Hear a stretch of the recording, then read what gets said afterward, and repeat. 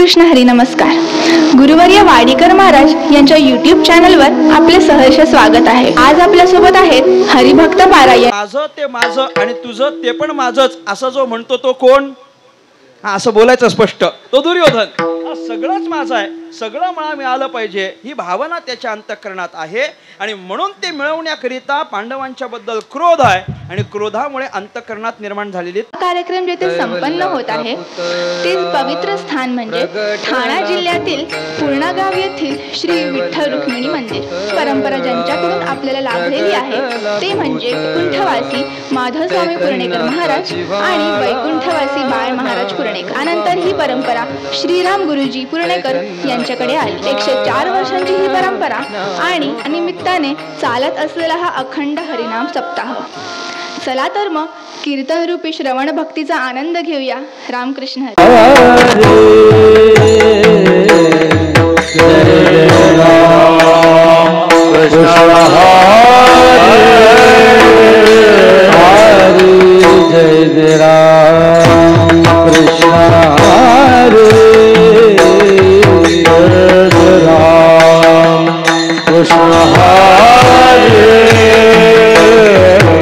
जय राम कृष्ण हरे जय राम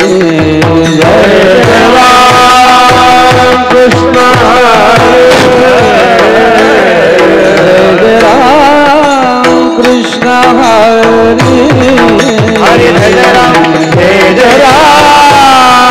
कृष्ण हरे हरे जय जय राम कृष्ण हरे हरे जय राम कृष्ण हरे हरे जय जय राम कृष्ण हरे हरे जय राम कृष्ण हरे जय जय राम कृष्ण हरे जय राम कृष्ण हरे जय राम कृष्ण हरे जय राम कृष्ण हरे जय राम कृष्ण हरे जय राम कृष्ण हरे जय राम कृष्ण हरे राम जय जय राम कृष्ण जय जय राम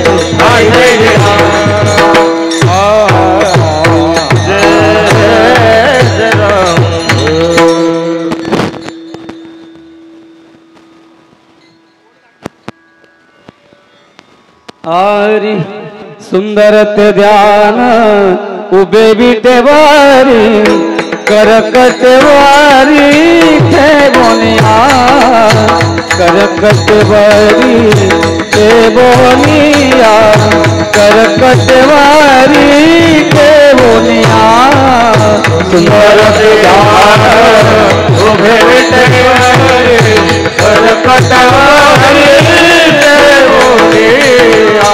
करकटवरी हे बोनिया करकटवरी हे तुलसीहार गळा कास पीतांबर तुलसीहार गळा कास पीतांबर तुलसीहार गळा कास पीतांबर तुलसीहार गळा कास पीतांबर तुलसीहार गळा कास पीतांबर आवडे निरंतर ध्यान आवडे निरंतर तेची ध्यान आवडे निरंतर तेची ध्यान तुलसीहार गळा कास पीतांबर आवडे निरंतर तेची ध्यान आवडे निरंतर तेची ध्यान आवडे मकर कुंडले तलपति शबनी कंठी कौस्तुभमणि विराजित कंठी कौस्तुभमणि विराजित कंठी कौस्तुभमणि विराजित मकर कुंडले तलपति श्रवणी कंठी कौस्तुभमणि विराजित कंठी कौस्तुभमणि विराजित कंठी कौस्तुभमणि विराजित तुलसीहार गळा कास पीतांबर तुलसीहार गळा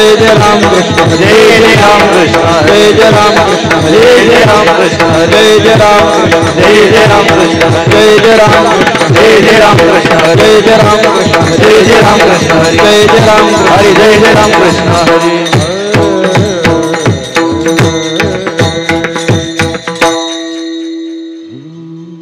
रूप पाहता लोचनी लोचनी रूप पाहता लोचनी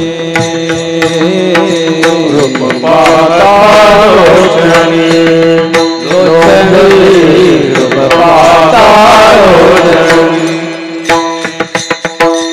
रूप पाहता लोचनी रूप पाहता लोचनी रूप पाहता लोचनी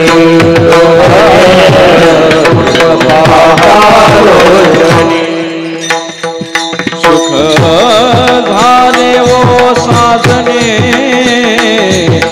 सुख झाले वो साधने साधने तुहा विठ्ठल बरवा बरवा तुहा विठ्ठल बरवा झाले ओ साधने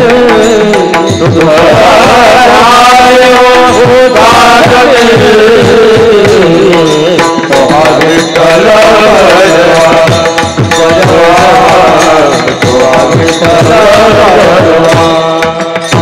तो हा माधव बरवा तो हा माधव बरवा तो हा विठ्ठल बरवा बरवा तो हा विठ्ठल बरवा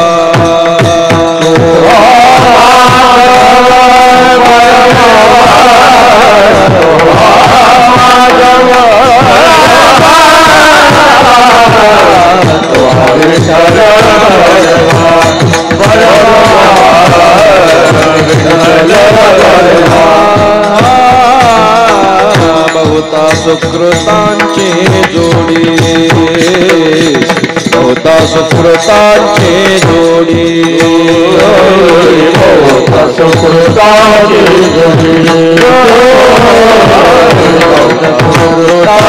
जोडी म्हणून विठ्ठले आवडे म्हणून विठ्ठले आवडे तुहा विठ्ठल बरवा बरवा तुहा विठ्ठल बरवा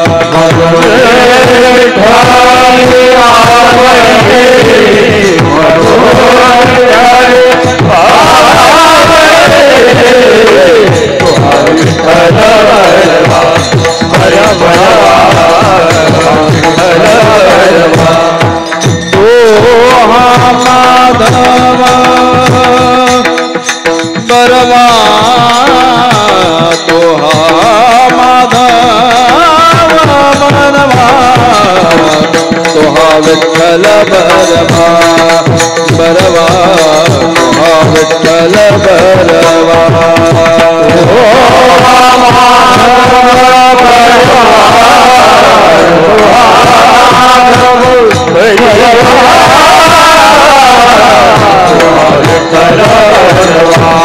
बरवा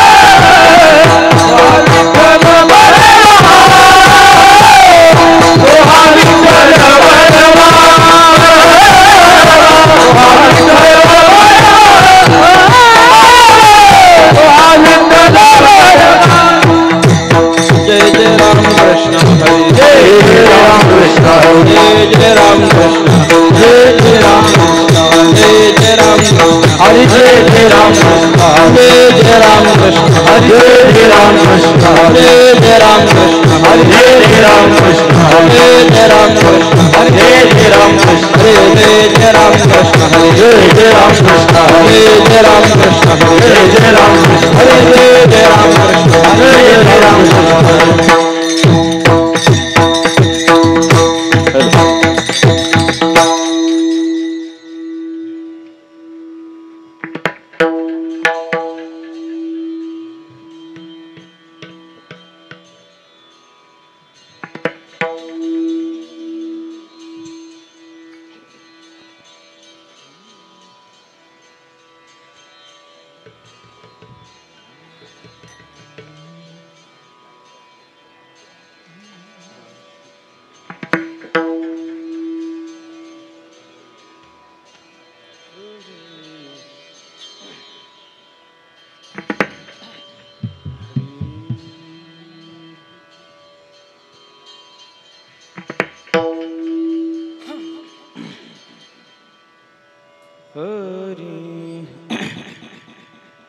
कन्या सासुऱ्याशी जाये कन्या सासुऱ्याशी जाये कन्या सासुऱ्याशी जाये कन्या सासुऱ्याशी जाये मागे परतोने पाये मागे परतोने पाये मागे परतोने पाये मागे परतोने पाये मागे मागे परतोने पाये कन्या सासुऱ्याशी जाये कन्या सासुऱ्याशी जाये कन्या सासुऱ्याशी जाये कन्या सासुऱ्याशी जाये मागे परतोने पाये मागे परतोने पाये मागे परतोने पाये मागे परतोने पाये मागे परतोने पाये मागे परतोने पाये कैसे झाले माझ्या जीवा कैसे झाले माझ्या जीवा कैसे झाले माझ्या जीवा कैसे झाले माझ्या जीवा कधी भेटसी केशवा कधी भेटसी केशवा कधी भेटसी केशवा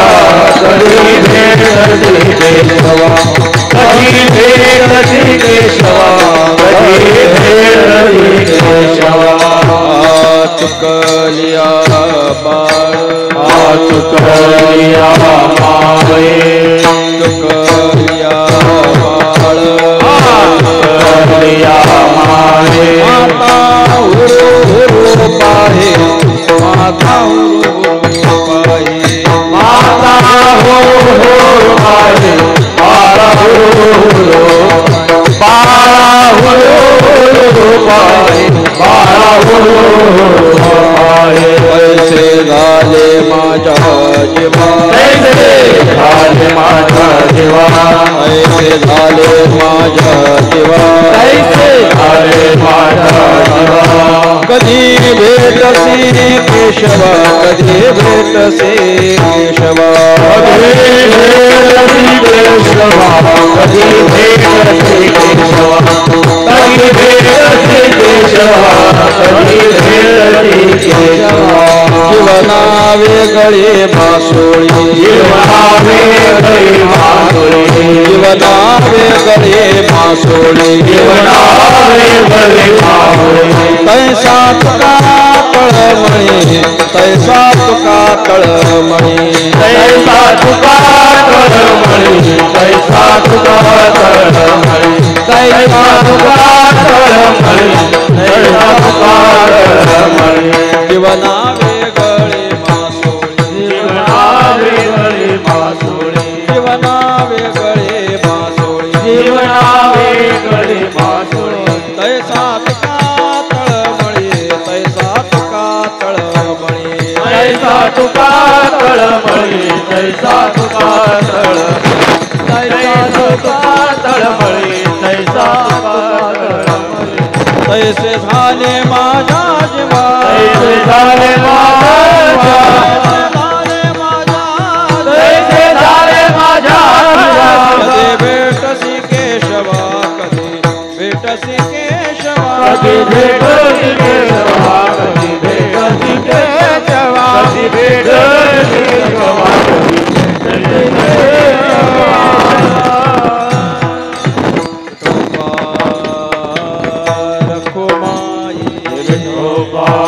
टाळी वाजवा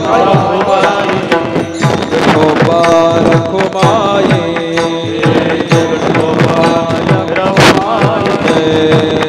विठोबा रखुमाई बोला बोला जय विठोबा जय विठोबा जय विठोबा रखुमाई जय विठोबा जय विठोबा जय विठोबा रखुमाई जय विठोबा जय विठोबा रखुमाई जय विठोबा जय विठोबा जय विठोबा रखुमाई जय विठोबा जय विठोबा जय विठोबा रखुमाई जय विठोबा जय विठोबा जय विठोबा रखुमाई जय विठोबा जय विठोबा जय विठोबा रखुमाई जय विठोबा जय विठोबा जय विठोबा रखुमाई जय विठोबा जय विठोबा जय विठोबा रखुमाई जय विठोबा जय विठोबा जय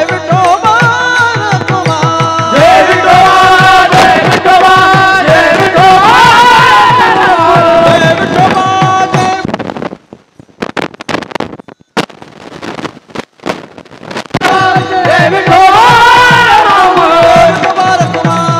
जय विठोबा जय विठोबा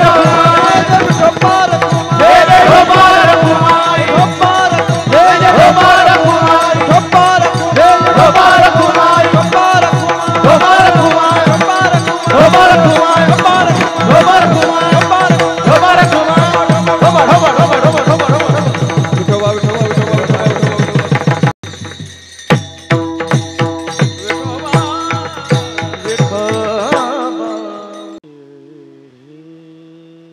रे रा आ रा ना आ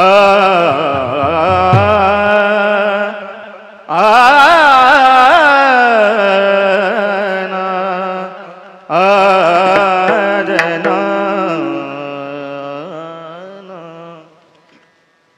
आ कन्या सासुराशी जाय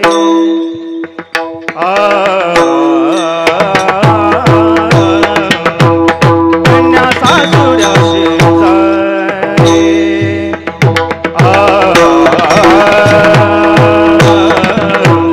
कन्या सासुराशी जाय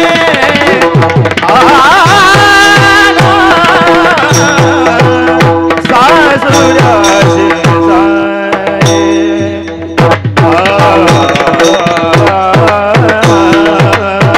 कन्या सासुराची जाय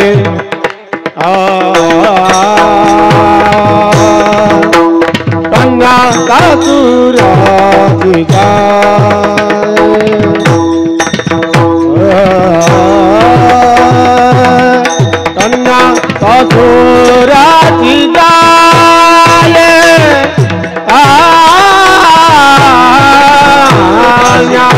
सासुराची जाय कन्या सासुराशी जाय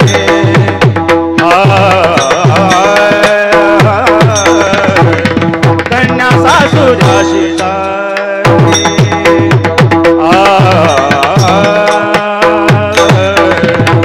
सासुराशी जाय कन्या सासुराशी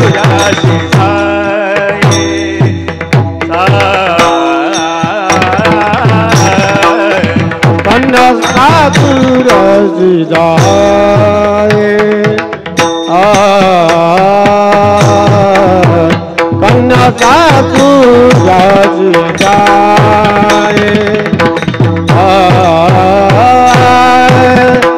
सासुराची जाय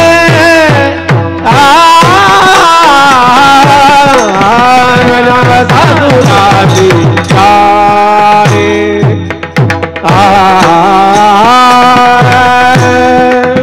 मागे परतोनी पाहे मागे परतोनी पाहे तैसे झाले माझ्या जीवा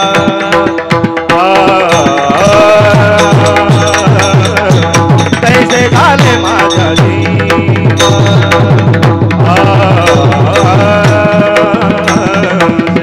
झाले माझ्या जीवा तैसे झाले माझ्या जीवा झाले माझ्या जीवा माझे परतोनी पाहे मागे परतोनी पाहे तैसे झाले माझ्या जीवा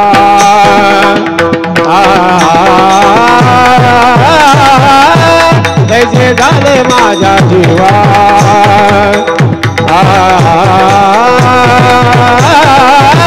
झाले माझ्या जीवा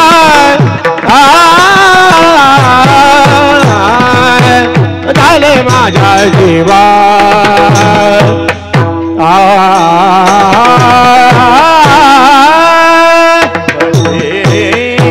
भेटसी केशवा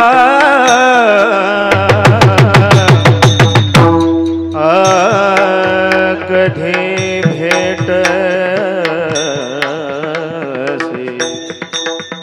केशवा केशवा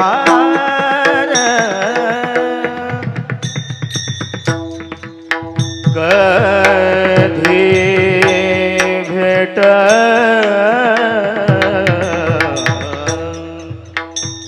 कधी भेटसी केशवा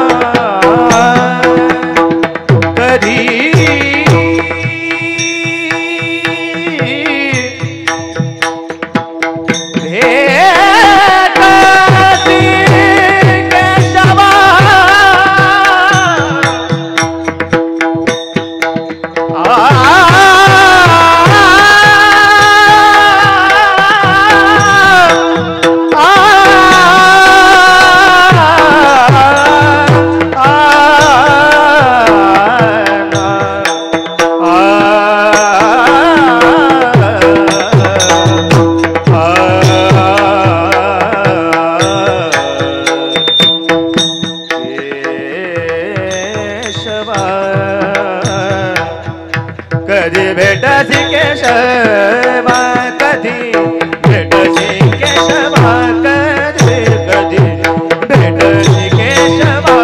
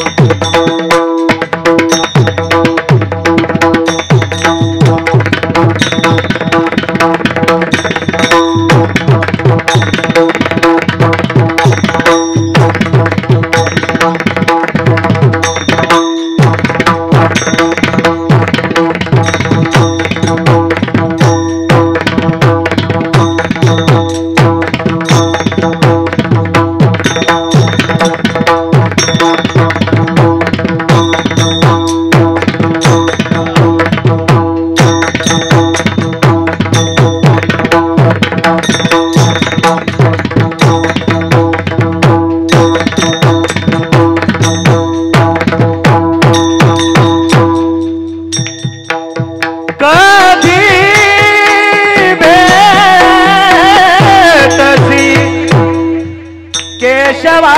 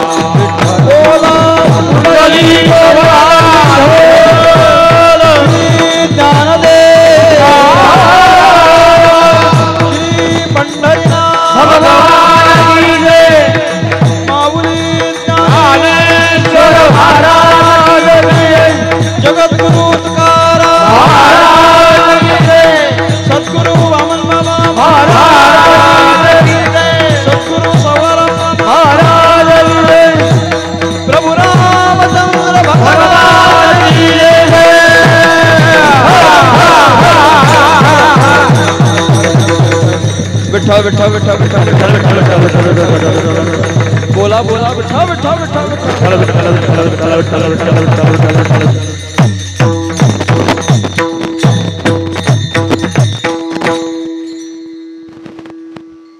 कन्या सासुऱ्याशी जाये, कन्या सासुऱ्याशी जाये, मागे परतोनी पाहे, तैसे झाले माझ्या जीवा, कधी भेटशे केशवा.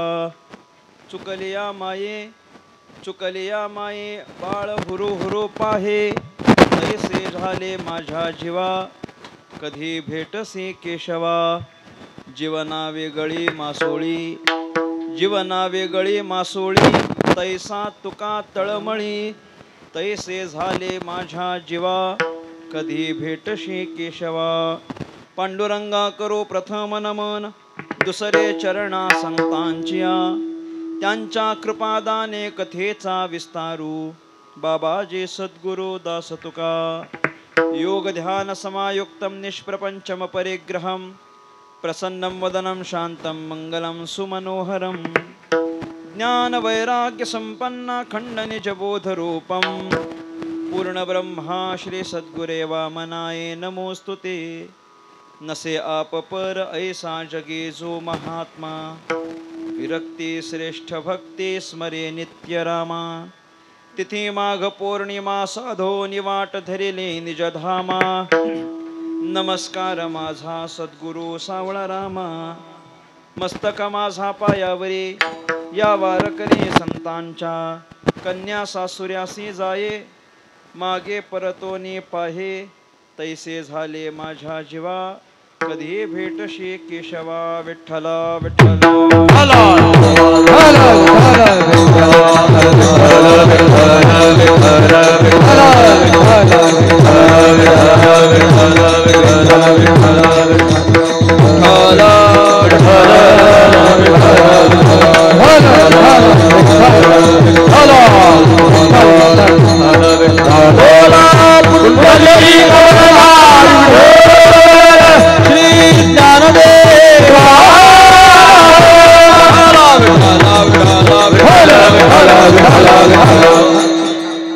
महाराष्ट्राचा आराध्य दैवत राजाधिराज भगवान श्री पांडुरंग परमात्मा, कैवल्य साम्राज्य चक्रवर्ती विश्वसंत महावैष्णव ज्ञानराज माऊली, स्वानंद सुखनिवासी प्रातः स्मरणीय ब्रह्मलीन सद्गुरू श्री वामन बाबा महाराज, सद्गुरू श्री सावळाराम बाबा महाराज आदी करून सर्व साधू संतांच्या चरणी विनम्रपणे नतमस्तक होतो.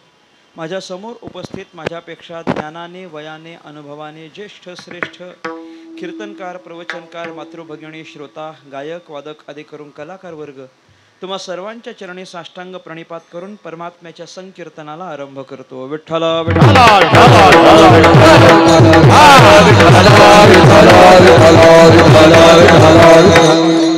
चिंतनाला आरंभ करण्यापूर्वी अल्पसा परिहार देणं अत्यंत महत्वाचं आहे. प्रभू रामचंद्रांच्या ह्या मंदिराच्या समोरील प्रांगणामध्ये रामनवमीचा औचित्य साधून संपन्न होत असलेला प्रातिवार्षिक मोठी परंपरा प्राप्त झालेला अखंड हरिनाम सप्ताह पूर्णेगाव आणि या सप्ताहातील आजची ही संध्याकाळची कीर्तनरूपी सेवा माझ्यासारख्या एका सर्वसामान्य साधकाकडे सुपूर्त केली आहे. तदनिमित्तानं या ठिकाणी उपस्थित आहे.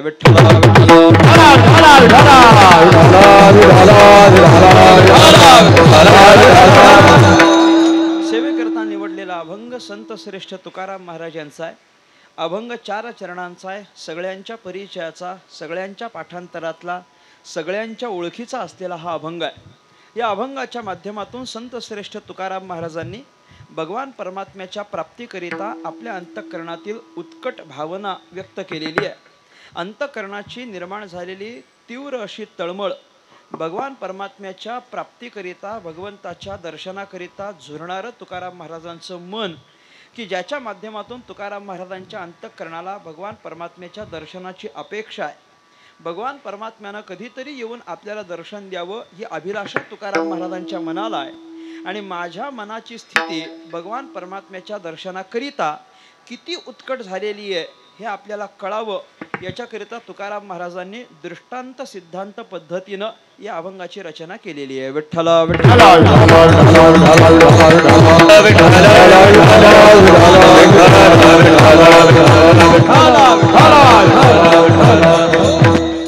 जगद्गुरु संत श्रेष्ठ तुकाराम महाराजांच्या अभंगाचे काही प्रकार आहेत आणि त्या भरपूर प्रकारांमध्ये दृष्टांत सिद्धांत नावाची एक पद्धती आहे की ज्या सगळ्या अभंगांमध्ये तुकाराम महाराज अनेक दृष्टांतांची निर्मिती करतात आणि त्या दृष्टांतांच्या माध्यमातून प्रमेय आपल्याला सिद्ध करून देतात. दृष्टांत भरपूर असतात, सिद्धांत एखादाच असतो. अशा पद्धतीचे काही अभंग आहेत. हा अभंग त्याच पद्धतीचा आहे. याच्यामध्ये 3 दृष्टांत तुकाराम महाराज देतात. पहिल्या चरणात, तिसऱ्या चरणात आणि चौथ्या चरणात हे 3 दृष्टांत आहेत आणि दुसऱ्या चरणात तुकाराम महाराजांचा सिद्ध करण्याकरिता असलेला प्रमेय सांगितलेला आहे. जी गोष्ट सिद्ध करायची आहे तो सिद्धांत तुकाराम महाराजांचा दुसऱ्या चरणात आहे आणि ज्याच्या आधारानं सिद्ध करायची आहे ते दृष्टांत तुकाराम महाराज पहिल्या, तिसऱ्या आणि चौथ्या चरणात व्यक्त करतात. विठ्ठल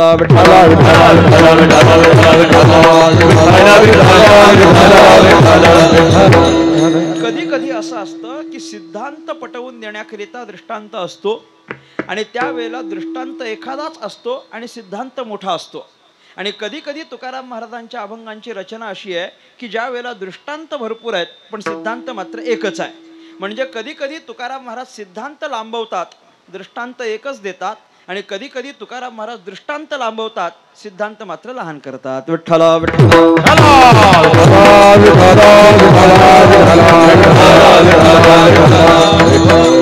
अशा तुकाराम महाराजांचे भरपूर अभंग आपल्याला पाहायला मिळतील. काय सांगू आता संतांचे बोलणे हितोपदेश करोनी सायास शिकविती. शेवटी काय मला सांगावं, तुका म्हणे वत्स धेनुवेचे चित्ती तैसे मज येते सांभाळीत. हा अभंग तुम्ही पहा.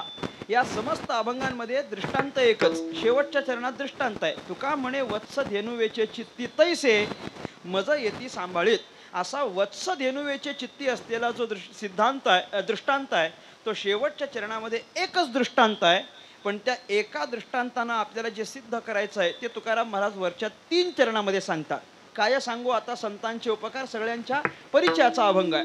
या अभंगामध्ये 3 चरणामध्ये तुकाराम महाराजांनी सिद्धांत सांगितला आहे पण शेवटच्या एकच चरणात तुकाराम महाराज दृष्टांत सांगतात.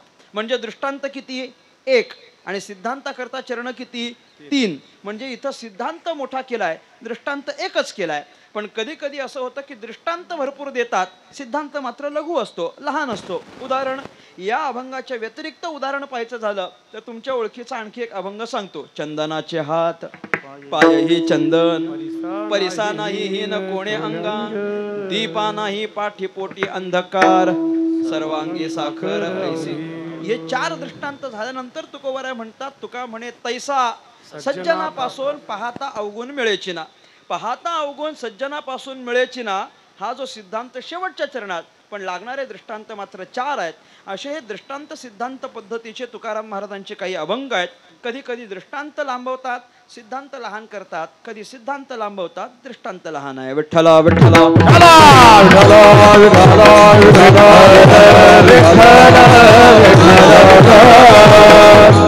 प्रस्तुत सेवेकरिता निवडलेल्या अभंगामध्ये संत श्रेष्ठ तुकाराम महाराजांनी 3 दृष्टांतांची योजना केली आहे आणि या 3ही दृष्टांतांच्या आधारे तुकाराम महाराजांना जे पटवून द्यायचं आहे तो सिद्धांत मात्र एकच आहे. तैसे झाले माझ्या जीवा कधी भेटसी केशवा हा सिद्धांत आहे आणि याच्या भोवती फिरणारे हे बाकीचे 3 दृष्टांत आहेत. तुकाराम महाराजांच्या अंतःकरणाला भगवान परमात्म्याच्या भेटीची एक उत्कट इच्छा निर्माण झालेली आहे आणि अंतःकरणातली जी तळमळ आहे ती तुकाराम महाराजांनी या ठिकाणी बोलून दाखवलेली आहे. अंतःकरणाची तळमळ होणारी स्थिती म्हणजे नेमका काय असतं. एखादी गोष्ट माणसाला आयुष्यात प्राप्त व्हावीशी वाटत असते. एखादी कुठली तरी गोष्ट अशी असते की जी माणसाला नेहमी हवीशी वाटत असते. त्या वस्तूच्या प्राप्तीकरिता माणूस अनेक प्रयत्न करतो आणि ते अनेक प्रयत्न करत असताना ती वस्तू मला आजच मिळेल, उद्याच मिळेल, परवाच मिळेल, याच आठवड्यात मिळेल, याच महिन्यात मिळेल, पुढच्या महिन्यात मिळेल, पुढच्या वर्षी मिळेल, अशी ती मिळत नाही. तोपर्यंत आपल्या चित्ताची झालेली जी चंचल स्थिती असते की नाही त्याला तळमळ असं म्हटलं जातं.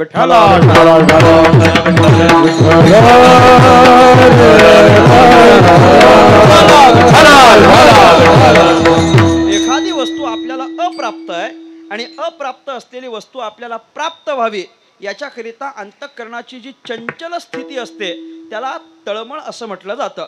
बरं, ही चंचल स्थिती म्हणजे सुखाची चंचल स्थिती नसते, कारण चंचलता पण माणसाच्या ठिकाणी 2 पद्धतीनं असते.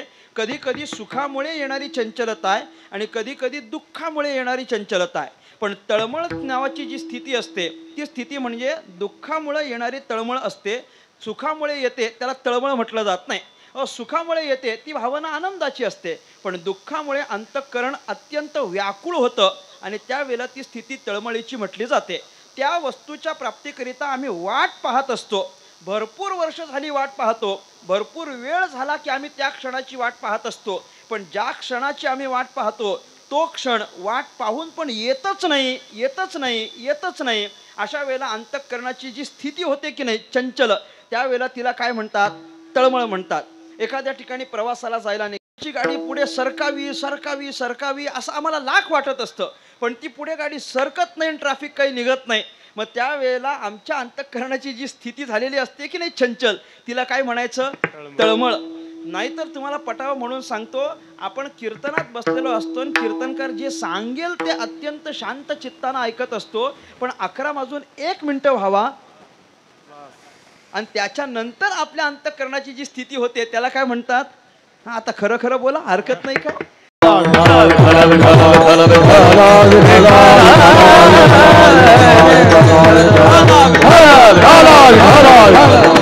एखाद्या गोष्टीचा प्राप्त झालेला अखंडित योग, त्याच्यामुळे अंतःकरणाची झालेली स्थिती त्याला तुकाराम महाराजांनी तळमळ असं म्हटलेलं आहे. तळमळे चित्त अखंडित वियोगे, अखंडित वियोगे, अखंडित वियोगे,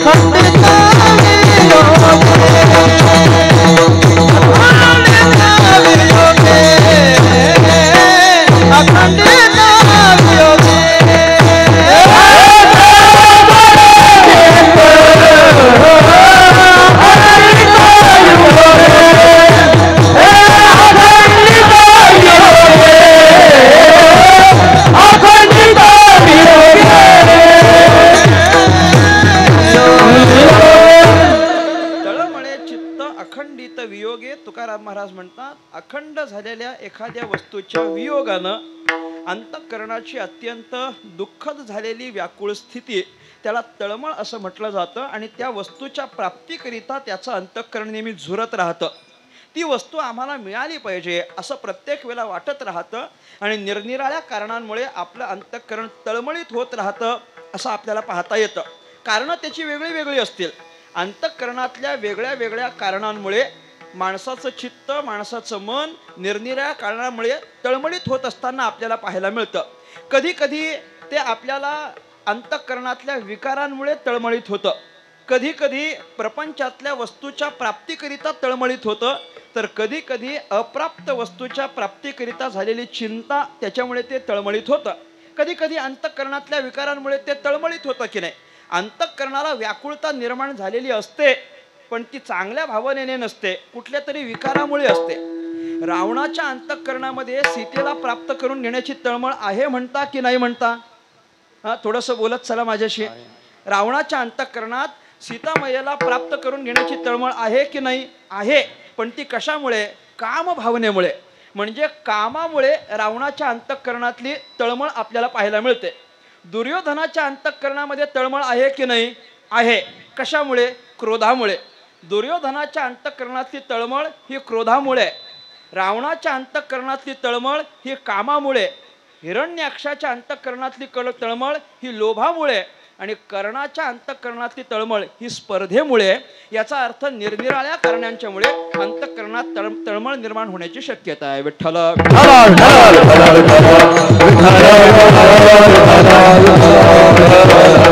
या सगळ्यांच्या अंतःकरणात तळमळी होत्या, पण त्या प्रत्येकाच्या अंतःकरणात असणारी तळमळ आणि त्याचं कारण मात्र वेगळं आहे.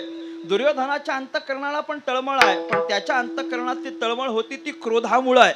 पांडवांच्या बद्दल त्याच्या अंतःकरणामध्ये असलेला जो क्रोध आहे, त्या क्रोधामुळे त्याचं अंतःकरण तळमळीत झालं होतं. आणि त्या तळमळीमुळे त्याला असं वाटत होतं की मी या पांडवांवर विजय मिळवला पाहिजे, मी या पांडवांचा वध केला पाहिजे, हे पांडव सगळे एकदाचे नाहीसे झाले पाहिजेत. कशा करता वाटत होतं मला सांगावं? अंतःकरणातला क्रोध हे एकमेव कारण आहे. त्या क्रोधाच्यामुळे दुर्योधनाच्या अंतःकरणात निर्माण झालेली तळमळ आहे. किंवा जर दुर्योधनाच्या अंतःकरणातल्या तळमळीचं दुसरं कारण बघायचं असेल तर ती म्हणजे या पांडव आणि कौरव या सगळ्यांची असलेली जी संपत्ती आहे, ती सगळी संपत्ती केवळ आपल्यालाच मिळावी याच्यामुळे त्या दुर्योधनाच्या अंतःकरणातली काय सांगा? तळमळ आहे. आपलीच आपल्याला मिळावी असं वाटतं तेव्हा तळमळ नसते. लक्ष देऊन ऐका. आपलीच आपल्याला मिळावी असं वाटतं तेव्हा तळमळ नसते. पण आपली तर आपल्याला मिळावीच, पण बोला बोला, अभ्यास चांगला आहे सगळ्यांचा आपला. आपली तर आपल्याला मिळावीच, पण दुसऱ्याची पण आपल्याला मिळावी असं वाटतं ना, तेव्हा अंतःकरणात मोठी तळमळ असते. कारण आपली आपल्याला मिळवण्याकरता फार काय नाही, दुसऱ्याचं पण आपल्याला मिळालं पाहिजे. दुर्योधनाच्या अंतःकरणातली भावना तशीच आहे की नाही? दुर्योधनाची भावना काय आहे? माझं ते माझं आणि तुझं ते पण माझं, अशी भावना कोणाच्या अंतःकरणात आहे? दुर्योधनाच्या अंतःकरणात. म्हणजे दुर्योधनाची भावना माझं ते माझं आणि तुझं ते पण माझं असे. किंवा उलट वाक्य बोलायचं झालं तर माझं ते माझं आणि तुझं ते पण माझंच असं जो म्हणतो तो कोण? असं बोलायचं स्पष्ट, तो दुर्योधन. सगळंच माझं आहे, सगळं मला मिळालं पाहिजे ही भावना त्याच्या अंतःकरणात आहे. आणि म्हणून ते मिळवण्याकरिता पांडवांच्या बद्दल क्रोध आहे आणि क्रोधामुळे अंतःकरणात निर्माण झालेली तळमळ आहे. विठ्ठला विठ्ठला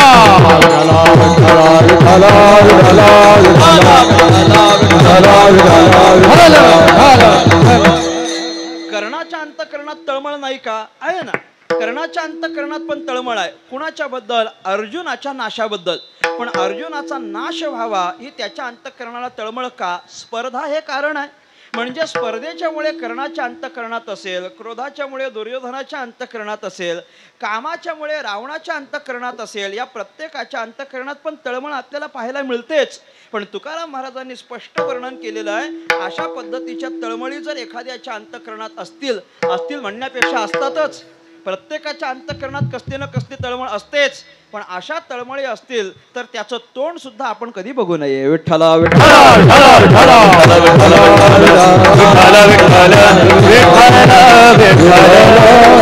का बरं असं आहे? कारण त्याचं चित्त हे नेहमी अस्थिर असतं, त्याचं चित्त हे नेहमी चंचल आहे. आणि चंचल चित्ताचा असलेला माणूस कधीही आपल्या संगतीत असता कामा नये. तुकाराम महाराजांनी वर्णन केलंय, सदा तळमळ सदा तळमळ सदा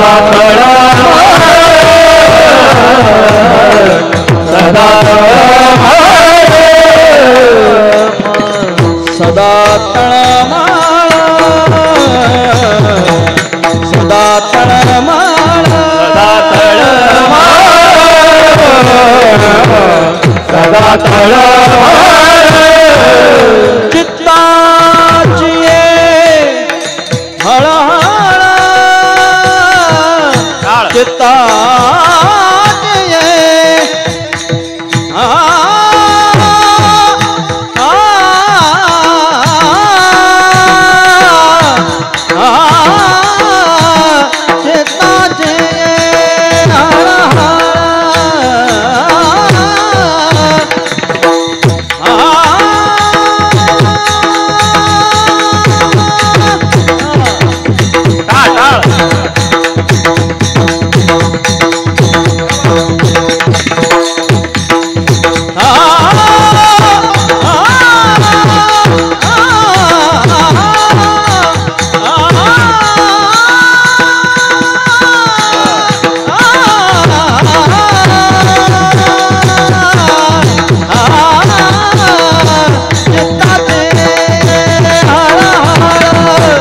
चित्ताचे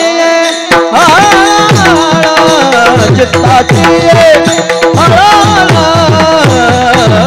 त्याचे न भावे दर्शन त्याचे न भावे दर्शन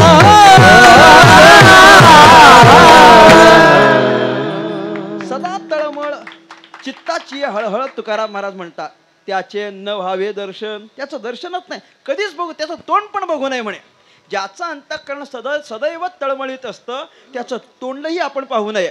हो, या सगळ्यांच्या अंतःकरणात काम क्रोधामुळे लोभामुळे कदाचित तळमळी असतील, पण म्हणून आपल्या अंतःकरणात तळमळ नाही का मला सांगावं. आपापल्या प्रत्येकाच्या अंतःकरणात तळमळ आहे म्हणता की नाही म्हणता, जरा माना हलवा कशा तरी मला कळू द्या.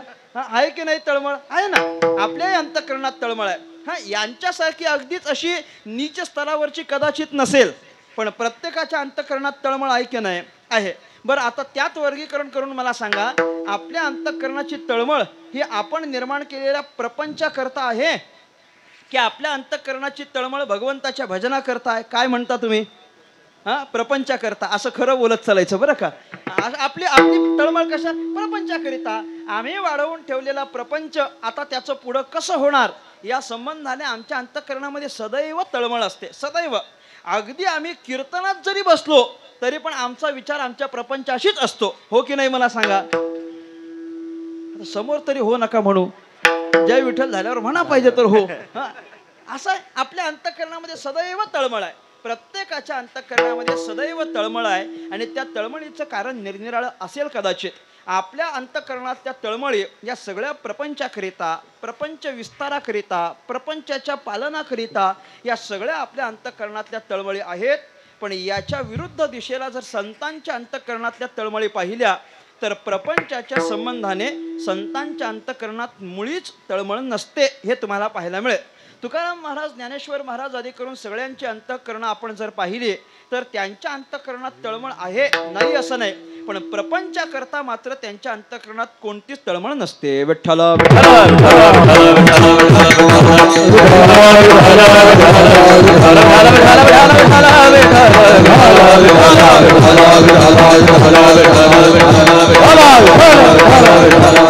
प्रपंचाकरता नव्हते. तुकाराम महाराजांना प्रपंच नाही असं नाही, तुकाराम महाराजांना प्रपंच नाही असं नाही, प्रपंच आहे, पण त्या प्रपंचाकरता तळमळ तुकाराम महाराजांच्या अंतःकरणात नाही. किंबहुना तुकाराम महाराजांच्या अंतःकरणात जर प्रपंचाकरता तळमळ असली असती तर कर्ज खताच्या वह्या तुकाराम महाराजांनी बुडवल्या नसत्या. तुकाराम महाराजांच्या अंतःकरण किंबहुना हे सगळं वाटोळं झाल्यानंतर पण तुकाराम महाराजांनी म्हणावं, बरे झाले देवा निघाले दिवाळे. आपल्यापैकी कोण म्हणेल सांगावं, बरे झाले देवा निघाले दिवाळे? असं म्हणेल का कोणी? कुणी म्हणत नाही. म्हणजे बरे झाले, हे दिवाळे निघाल्यानंतर जर तुकाराम महाराज बरे म्हणत असतील तर त्यांच्या अंतःकरणाला प्रपंचाची तळमळ नाही हे सिद्ध आहे. त्यांच्या अंतःकरणाला कोणत्याही संपत्तीच्या संबंधाने तळमळ मुळातच नाही. काम क्रोध वगैरे तर त्यांचा संपर्कच नाही, त्याच्यामुळे त्याही संबंधाने तळमळ त्यांच्या अंतःकरणाला नसते. आणि या कोणत्याच तळमळी साधू संतांच्या अंतःकरणाला नसल्या कारणानं त्यांचं अंतःकरण हे अत्यंत पवित्र आणि शुद्ध असतं. म्हणून त्यांच्या अंतःकरणामध्ये केवळ समाजाकरिता प्रेम नांदत असतं, जे आपल्याला पाहायला मिळतं. विठ्ठला विठ्ठला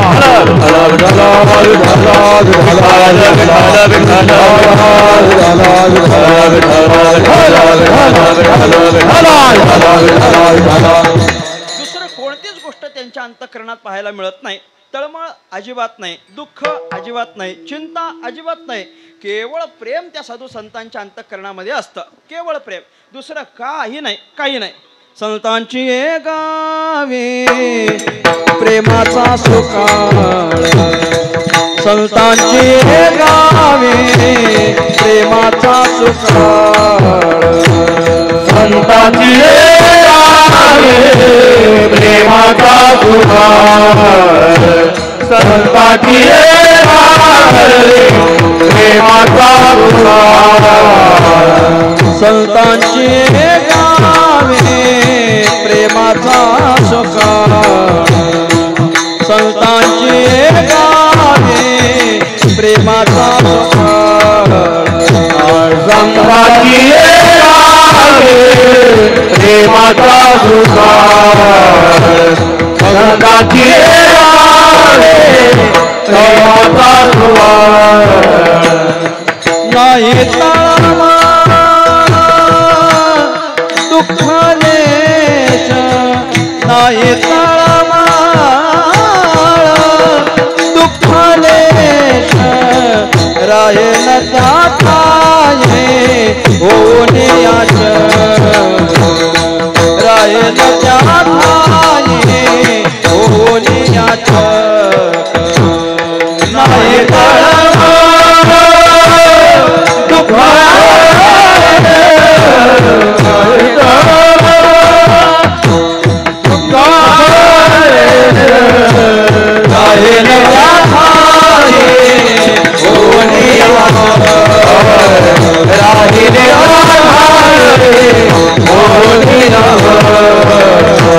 संतांची गावी प्रेमाचा सुकाळ, संतांची गावी प्रेमाचा सुकाळ,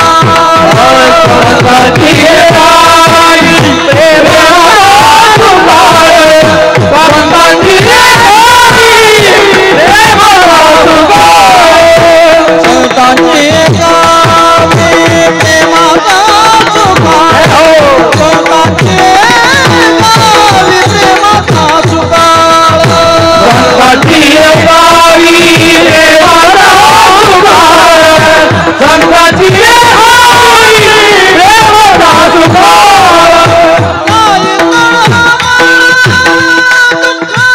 नाही दुःखलेश, नाही दुःखलेश, नाही दुःखलेश, राहेल त्या ठाई होऊन याच, राहेल त्या ठाई होऊन याच, राहेल त्या ठाई होऊन याच, राहेल त्या ठाई होऊन याच.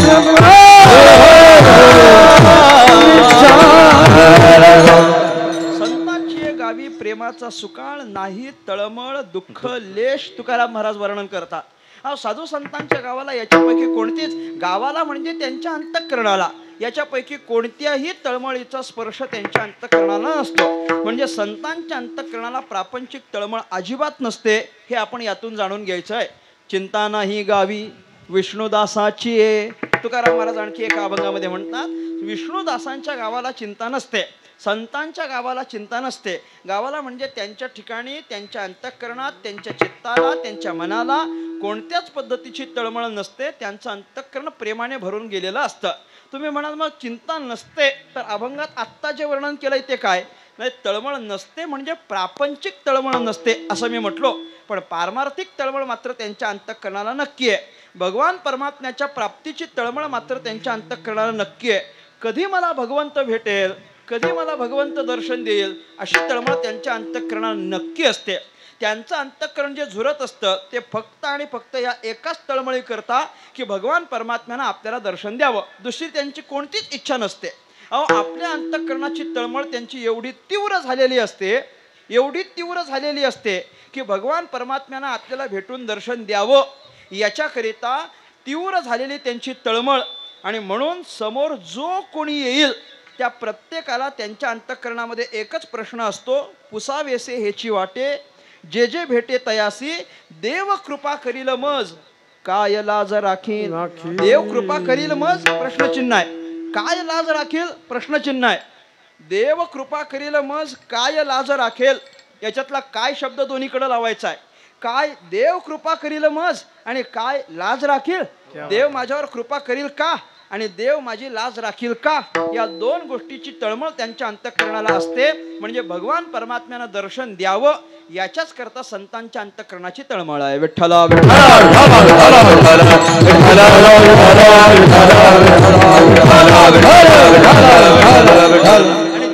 त्यांच्या अंतःकरणाची तळमळ तीव्र झालेली असल्या कारणानं नियम असा आहे की अंतःकरणाची तळमळ जेव्हा तीव्र होते त्यावेळेला ती तीव्र झालेली तळमळ अगदी आम्ही कुठपर्यंत जातो आहोत, आमच्या समोर कोण आहे, आम्ही कुणाला विचारतो, आम्ही कुणाशी बोलतो, याची कुठलीच संभावना त्यांच्या ठिकाणी राहत नाही. म्हणजे तळमळ तीव्र झाल्यानंतर समोर माणूसच असला पाहिजे असं काही नाही. समोर जो कोणी येईल त्यांच्या अंतःकरणामध्ये त्याच्याकरता प्रश्न असतो. उदाहरणच जर सांगायचं झालं तर प्रभू रामचंद्र जेव्हा वनवासाला जातात, वनवासाला गेल्यानंतर सीतामय्यानं त्या सुवर्ण हरणाची अपेक्षा करावी. प्रभू रामचंद्रांनी त्या सुवर्ण हरणाला मारण्याकरिता, त्याला पकडून आणण्याकरिता जावं, इकडं रावणानं यावं आणि सीतामय्याला उचलून घेऊन जावं.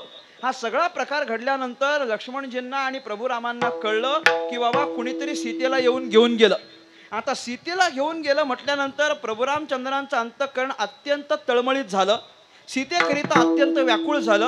आणि अत्यंत व्याकुळ झालेलं त्या तळमळीने जेव्हा प्रभू रामचंद्र सीतामय्याला शोधण्याकरता निघतात, ऐका, प्रभू रामचंद्र जेव्हा सीतामय्याच्या शोधाकरता निघतात तेव्हा त्या अरण्यात फिरत असताना प्रभू रामचंद्रांनी माझी सीता कुणी पाहिलीत का, हा जो प्रश्न आहे तो कुणाकुणाला केलाय. एकनाथ महाराज भागवतामध्ये वर्णन करतात की ते भावार्थ रामायणात वर्णन करतात की प्रभू रामांनी झाडांना विचारलं, प्रभू रामांनी पक्षाला विचारलं, प्रभू रामांनी वेलींना विचारलं, प्रभू रामांनी दगडाला विचारलं. काय विचारलं मला सांगावं, माझी सीता पाहिलीत का. आता माझी सीता पाहिलीत का याचं उत्तर दगड देईल का मला सांगावं. माझी सीता पाहिलीत का याचं उत्तर झाडं वेली देणार आहेत. माझी सीता पाहिलीत का याची उत्तर काय झाडावरची फळं फुलं देणार आहेत, नाही देणार. पण तरीही प्रभू रामचंद्र त्यांना प्रश्न करतात. कारण काय, अंतःकरणाची तळमळ जेव्हा तीव्र होते त्यावेळेला आम्ही कुणाला विचारतो आणि काय विचारतो याची भावना मात्र राहत नाही. विठ्ठला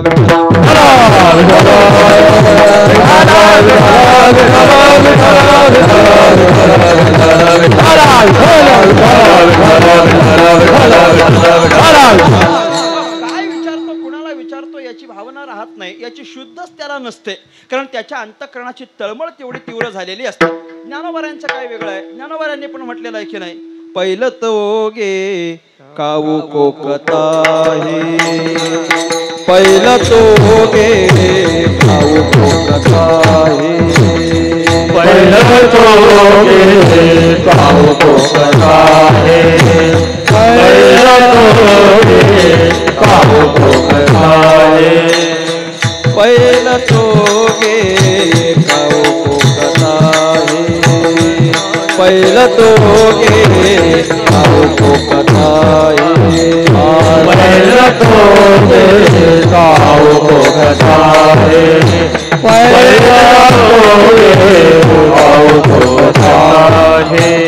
शकून गे माये सांगताये, शकून गे माये सांगताये, उडरे उडरे खावो तुझे सोने मडीन पाहू, उडरे उडरे खावो तुझे सोने मडीन पाहू.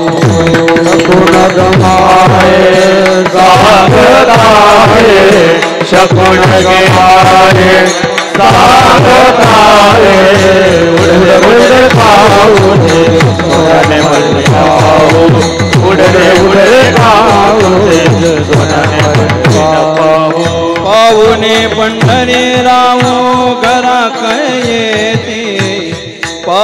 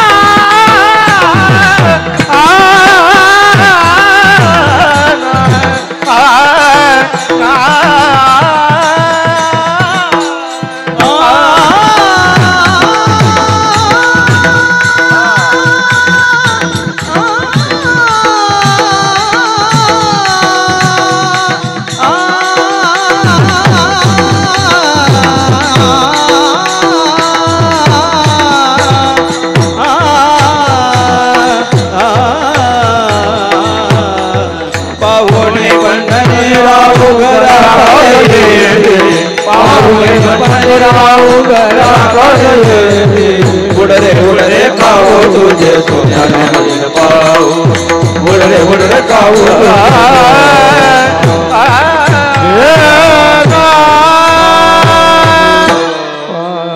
ज्ञानोबा म्हटले गोड पहिलं तोगे काऊ कोकत आहे शकून गे माये सांगत आहे. अहो त्याच्या पुढचं जे सगळं ज्ञानोबा म्हणतात उडरे उडरे काऊ तुझे सोनेने मडीन पाहू पाहुणे पंढरी राहू घरा काही येती दही भाताची उंडी लावीन तुझे तोंडी. हे कोणा करता बोलेत ज्ञानेश्वर महाराज कोणाला सांगतात बोलावं जरा. कोणाला सांगितलं हे अभंगात कोणाला म्हटलंय राजहंसाला नाही ना मग कावळ्याला म्हणा ना. असं कावळ्याला म्हटलंय की नाही हे एक रूपक केलेलं आहे. एका गवळणीच्या अंतःकरणातली ती भावना व्यक्त झालेली आहे आणि ती गवळणी कावळ्याला शकून विचारते. बरं तो कावळा म्हणजे काही सामान्य नाही. कारण मी कावळ्याला सामान्य म्हणत नाही याचं कारण एवढंच आहे की त्या कावळ्याला ज्ञानोबारांनी जवळ केलंय म्हणून मी त्याला सामान्य म्हणत नाही. आपण माणसं असून आपला कुठंच उच्चार ज्ञानोबाराय करत नाहीत पण कावळ्याला जवळ घेतात काहीतरी त्याचं भाग्य असलं पाहिजे. त्या कावळ्याला जवळ घेऊन ज्ञानोबाराय त्या कावळ्याच्या दृष्टांतानं बोलतात. त्या गवळणीच्या अंतःकरणामध्ये भगवंताला भेटण्याची अपेक्षा आहे आणि कावळा शकून सांगत असतो म्हणजे कावळा सांगत असतो की आपल्या घरी कुणीतरी पाहुणा येणार. हे नक्की की नाही मला सांगावं. पूर्वीच्या काळी नुसता कावळा ओरडायला लागला तरी घरातली माणसं बोलायची की नाही आता कोण येतं कोणास ठाऊक म्हणजे कुणीतरी येणार हे कावळा सांगत असतो एवढं मात्र नक्की. मग ज्ञानोबाराय पण इथं म्हटले की पहिलं तोगे काऊ कोकत आहे पण शकून गे माये सांगत आहे. हे कुठल्या कावळ्याला विचारलंय पहिलं तोगे. पहिलं तोगे पहिलं तोगे म्हणजे कोणत्या स्वतःच्या घरावर बसलेल्या कावळ्याला नाही. तुम्ही ध्यानात घ्या अभंगाचा भाव ज्ञानोबारांचा फार गोड आहे. स्वतःच्या घरावर नाही आपल्या समोरच्या घरातली जी गवळण आहे त्या गवळणीच्या घरावर तो कावळा बसलाय. तुम्ही हे दृश्य फक्त डोळ्यासमोर घ्या. समोर आपल्या घर आहे समोरच्या घरावर कावळा बसलाय आणि तो कावळा त्या गवळणीला काहीतरी सांगतोय पण तो कावळा त्या गवळणीला सांगत असताना इकडच्या गवळणीच्या अंतःकरणात पण देवाच्या भेटीची अपेक्षा आहे की नाही. मग इकडची गवळण त्या पैल तोगे असलेल्या कावळ्याला ती प्रश्न करते, पैल तोगे काऊ कोकत आहे, शकुनगे माये सांगत आहे. हे पलीकडं चाललंय सगळं. मग आता ते पलीकडच्या घरावर बसलेला जो कावळा आहे ना, त्याला ती म्हणते, उडरे उडरे काऊ, तू तिकडून उड आणि कुठं ये, माझ्याकडे ये. तू तिकडच्या घरावर उड आणि माझ्याकडे ये. उडरे उडरे काऊ, जर तू तिकडून उडून इकडं ये, तू इकडं जर उडून आलास तर मी काय करीन, तुझे सोन्याने मडवीन पाहू. म्हणजे सोन्याचे अलंकार तुला घालायला देईन. कुठं, पायात. तुम्ही कधी बघितले का आत्तापर्यंत? आत्तापर्यंत हातात, गळ्यात ठीक आहे, कानात ठीक आहे, परंतु मला नाही वाटत कोणी पायात अजून सोन्याचे दागिने घातलेत का? नाही कोणी. पण ज्ञानेश्वर महाराज त्या कावळ्याचा एवढा पुरस्कार करतात की जर तू इकडं येऊन मला शकून सांगितलं तर मी तुझ्या पाय सोन्याने मडवीन. एवढं तुझ्या करता मी करू शकते. त्या गवळणीचं मत आहे. अजून काय करेन, दही भाताची उंडी लावीन तुझे तोंडी. अरे दही भात तुला खायला देईन. कुणाला? हा, हे लक्षात ठेवा. कारण त्याला आपण काहीच किंमत देत नाही. कावळ्याला मला नाही वाटत कोणी खिडकीत 2 क्षण पण बसून देत असेल. त्याचा आवाज जरी आला तरी आपण त्याला लगेच हिसकावून लावतो, बरोबर. पण या कावळ्याला ती म्हणते, तू तिकडून उडून इकडे ये, आलास तर मी तुझे पाय सोन्याने मडवीन, आलास तर मी तुला दही भाताची उंडी खायला घालेन. बरं त्याला ती उंडी वगैरे खायला घालेल ते पण ठीक आहे. पण त्याला बोलत असताना ती कावळा पण म्हणत नाही, पहिलं तोगे काऊ म्हणते. म्हणजे किती गोड त्याला हाक मारते. आता मला सांगा, कावळा देव येण्याचा शकून सांगण्याच्या पात्रतेचा आहे काय? हे सगळं तिचं कशा करता चाललेलं आहे? शकून अगे माये सांगत आहे. काय शकून? पाहुणे पंढरी राहू घरा कै येते. भगवान परमात्मा माझ्या घरी कधी येईल एवढीच तिच्या अंतःकरणाला तळमळ आहे. आणि त्या तळमळीपोटी ती हा प्रश्न कुणाला करते याचं तिला भान नाही. मग समोर कावळा जरी असला तरी तो कावळा आहे आणि हा देवाचा शकून सांगू शकत नाही. ही भावनाच तिच्या अंतःकरणाला राहत नाही. का? तिच्या अंतःकरणाची तीव्र झालेली तळमळ आहे. विठ्ठला विठ्ठला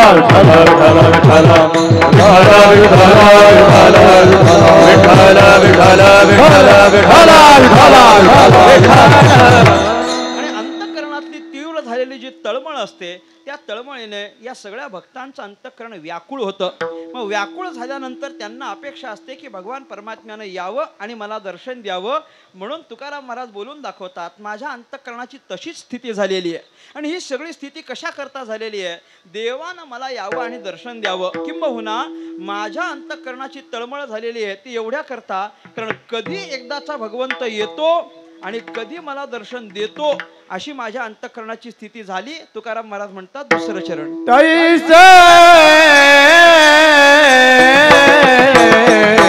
तैसे झाले माझ्या मना,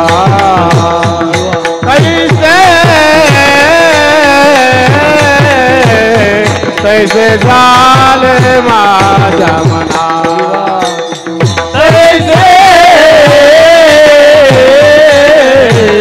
तैसे झाले माझ्या जीवा,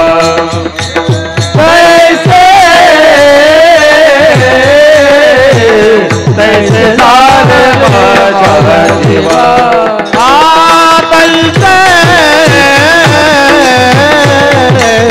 तैसे झाले माझ्या जीवा, तैसे झाले माझ्या जीवा, तैसे झाले माझ्या जीवा,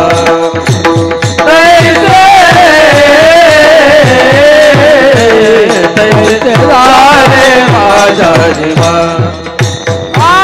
केव्हा भेटती केशवा, केव्हा भेटती केशवा, केव्हा भेटती केशवा, केव्हा भेटती केशवा,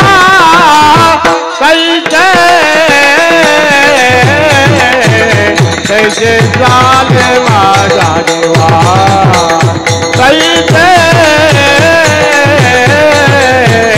तैसे झाले माझा जीवा. भेटती केशवा, केव्हा भेटती केशवा, केव्हा भेटती केशवा, भेटसी केशवा तैसे तैसे झाले माझा जीवा तैसे तैसे झाले माझा जीवा कैसे झाले माझा जीवा कैसे झाले माझा जीवा कैसे झाले माझा जीवा कैसे झाले माझा जीवा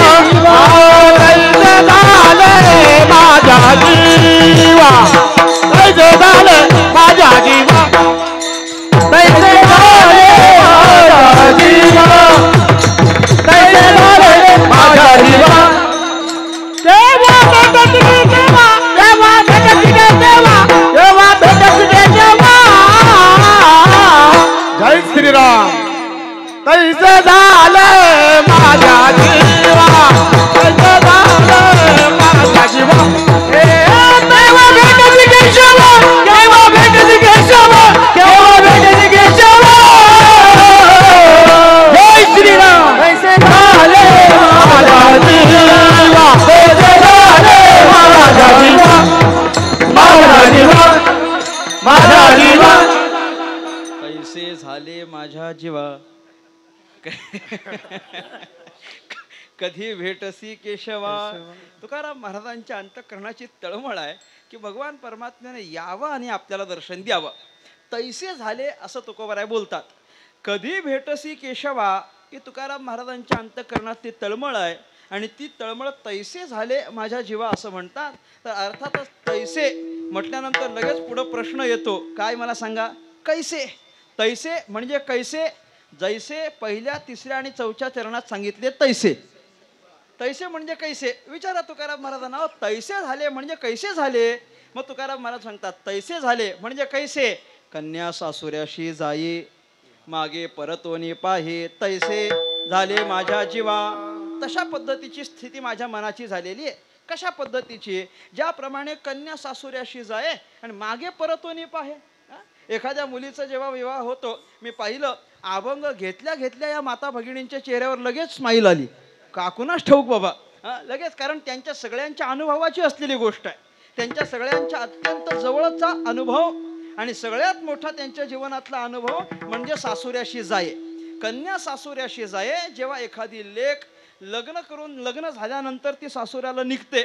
आता सासरी नांदायला जाण्याकरता जेव्हा निघते त्यावेळेला ती अगदी आनंदात जाते की दुःखानं व्याकुळ होऊन जाते. काय मत आहे तुमचं? मला पूर्वीचं सांगा.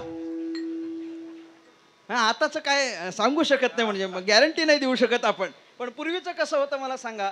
अत्यंत व्याकुळकी नाही.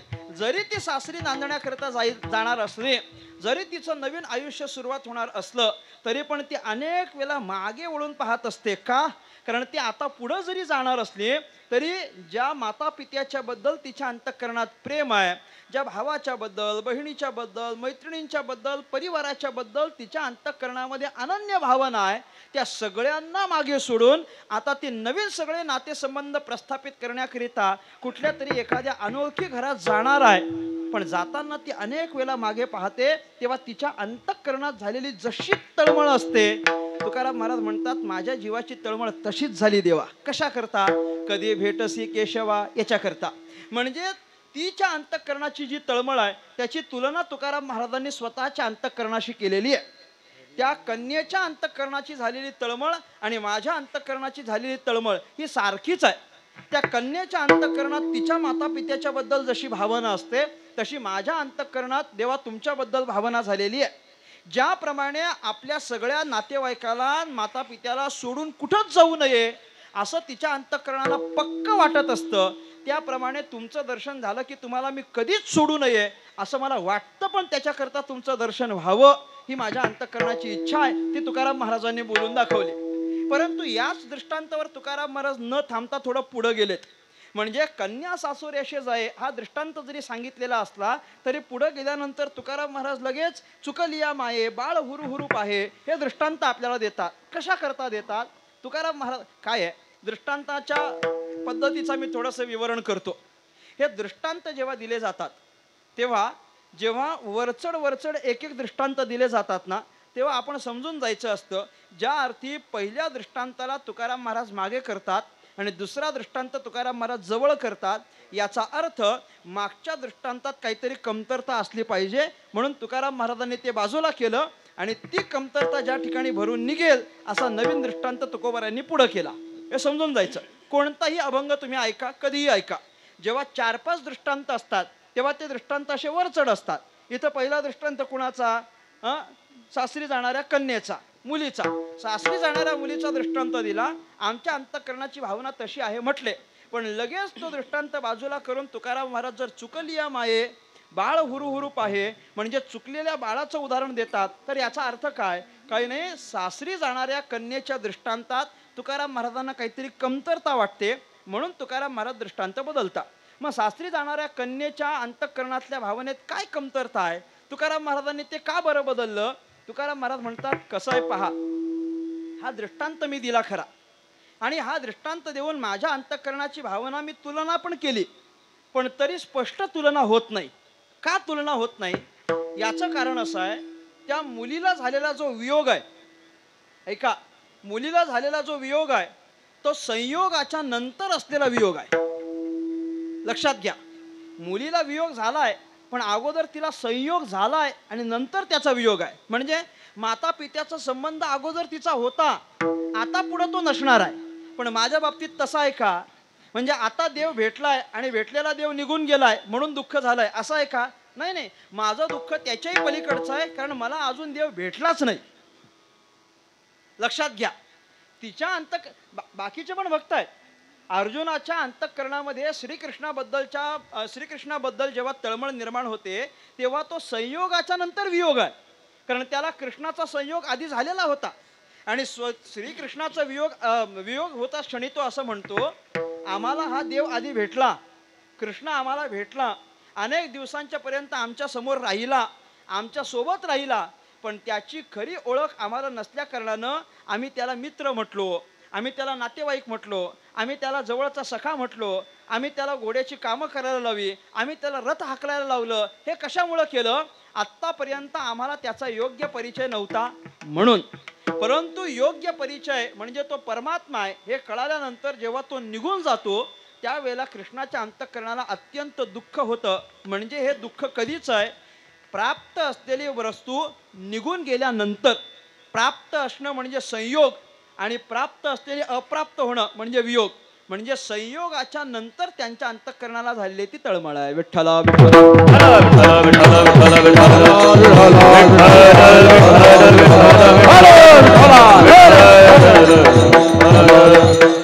संयोग वियोग आहे. गवळणींच्या अंतःकरणामध्ये निर्माण झालेला वियोग हा अकस्मात वियोग नाहीये, तो संयोगाच्या नंतर वियोग. गवळणींना अगोदर भगवान परमात्मा भेटले की नाही मला सांगावं? हो नाही बोला. भेटला की नाही? भेटला ना आधी. गवळणींना श्रीकृष्णाचं दर्शन आधी झालंय, भगवंताचा संग त्यांना आधी प्राप्त झालाय. किंबहुना त्यांना जेवढा संग झाला तेवढा अजून कोणालाच झाला नाही म्हटले. त्यांच्या बाबतीत बोलत असताना तुकाराम महाराज म्हणतात, तयाहुनी नाही कोणी भाग्यवंत. भाग्यवंत ऐकताय ना? सांगणारा पण भाग्यवंत आहे. तयाहुनी नाही कोणी भाग्यवंत, अखंड सांगात गोविंदाचा. तुकाराम महाराज म्हणतात, गवळणींचं काय भाग्य आहे? काय भाग्य आहे? तयाहुनी नाही कोणी भाग्य, अखंड सांगात गोविंदाचा. अखंड त्यांना भगवान परमात्म्याची संगती प्राप्त झालेली.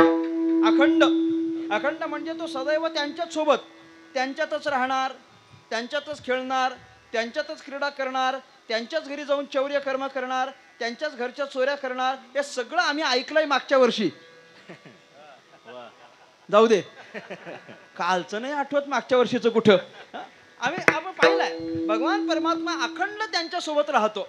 पण अखंड सोबत राहिल्यानंतर एक स्थिती जेव्हा येते की आता भगवान परमात्मा सोडून जाणार, तेव्हा मात्र त्यांच्या अंतःकरणाला दुःख आहे. आणि ते दुःख होणं रास्त आहे.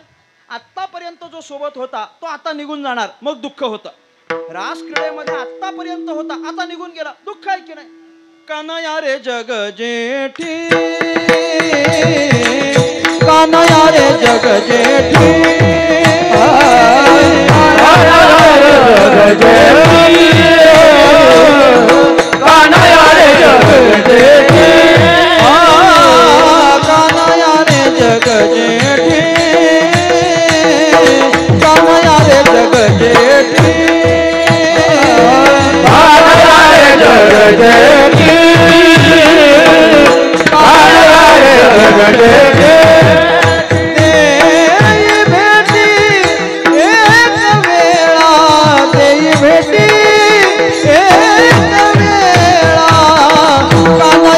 जग जेठी कान्हया रे जग जेठी जग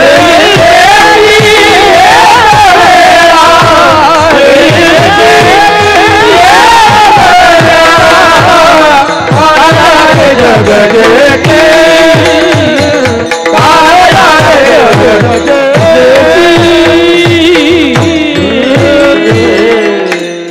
कान्हया रे जग देई भेटी एका हे कधीच म्हणणं आहे. तुका म्हणे पाहिले मागे एवढ्या वेगळे अंतरला. आत्ता तर आमच्या सोबत होता, आत्ता आम्ही त्याच्या सोबत होतो, आत्ता तो आमच्याशी रास क्रीडा करत होता. परंतु रास क्रीडा करता करता भगवान परमात्मा निघून जातो तेव्हा अंतःकरणाला दुःख आहे. अहो देव निघून जातो ते पण काय उगाच निघून जातो असं नाही. त्या सगळ्या गवळणींना असं वाटायला लागलं की बाबा आम्ही फार भाग्यवान आहोत म्हटलं. आम्ही फार या गोकुळामध्ये भरपूर गवळणी आहेत पण हा फक्त आमच्याच सोबत आला म्हटले. आमच्याच सोबत आला, बाकी कुणाच्या सोबत हा येतो आणि रास क्रीडा करतो. आम्ही फार भाग्यवान आहोत. म्हणजे आपल्या संगतीत देव आल्याचा त्या गवळणींच्या अंतःकरणामध्ये अहंकार निर्माण होतो आणि आपला भक्त जरी असला तरी त्याच्या अंतःकरणात निर्माण झालेला अहंकार भगवान परमात्म्याला खपत नाही. ध्यानात घ्या. तिळभरी जरी होय अभिमान मेरू तो समान भार देवा, त्याला आवडत नाही. ते अंतःकरणात निर्माण झालेलं ते अहंकार हा फक्त एवढंच आहे. सामान्य कुणी माणूस असेल आणि त्याच्या अंतःकरणात अहंकार निर्माण झाला, देव सरळ सरळ त्याला बाजूला करतो, हो बाजू जवळच घेत नाही. पण भक्ताच्या अंतःकरणात जर अहंकार निर्माण झाला तर देव काहीतरी युक्ती करतो आणि भक्ताच्या अंतःकरणातला अहंकार घालवतो पण त्याला बाजूला करत नाही. ध्यानात घ्या. एवढ्या करता आम्ही आग्रह करत असतो भक्त व्हा, भक्त व्हा. नुसते भक्त नाही, हरिभक्त व्हा. नुसते हरिभक्त नाही, हभप व्हा, हरिभक्तीपरायण व्हा, हभप व्हा. कशा करता? अहो काही नाही, तुम्ही भक्त झालात की देव तुम्हाला दूर करत नाही. भगवान कारण तुम्ही एकदा का भक्त झालात की जबाबदारी त्याच्यावर. ज्याचं लायसन्स गळ्यात जबाबदारी त्याच्यावर असते, आहे की नाही मला सांगा? त्याच्यावर जबाबदारी. ज्याच्या नावाचं मंगळसूत्र गळ्यात असेल त्याच्यावर जबाबदारी असते. मग आमच्या गळ्यातली तुळशी माळ म्हणजे देवाच्या नावाचं काय आहे? मंगळसूत्रच आहे. आणि ते एकदा घातलं की जबाबदारी कुणावर? त्याच्यावर आहे. मग तो तुम्हाला दूर करत नाही. सामान्य कुणीतरी अभक्त असेल, त्याच्या अंतःकरणात अहंकार निर्माण झाला, देव त्याला बाजूला ढकलतो. पण भक्ताच्या अंतःकरणात अहंकार निर्माण झाला, काहीतरी युक्ती करून अहंकार घालवतो पण त्याला दूर करत नाही, जवळच ठेवतो. विठ्ठला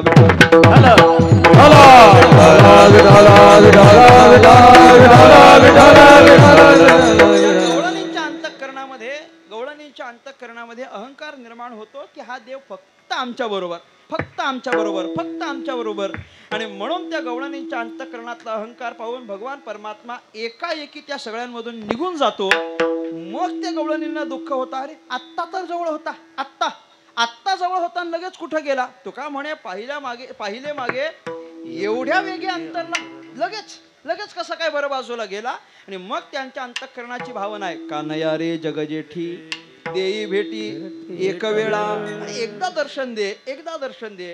ही भावना कधीची आहे? व्याकुळतेची आहे. म्हणजे संयोगाच्या नंतर झालेला हा वियोग आहे. मला एवढंच पटवून द्यायचं आहे की अगोदर संयोग होता आणि नंतर वियोग झाला, म्हणून त्यांच्या अंतःकरणाला ती तीव्र अशी तळमळ निर्माण झाली. ही संयोगानंतरचा वियोग हा या सासरी जाणाऱ्या कन्येसारखा आहे. संयोगाच्या नंतर आम्हाला ते दुःख होतं आणि त्या दुःखामुळे अंतःकरण एकदा का व्याकुळ झालं की व्याकुळ झालेल्या अंतःकरणाचं दुःख ते सहन होत नाही. ज्ञानेश्वर महाराज पण त्याचं वर्णन करतात की नाही, पडिले दूर देशी, दूर देशी मला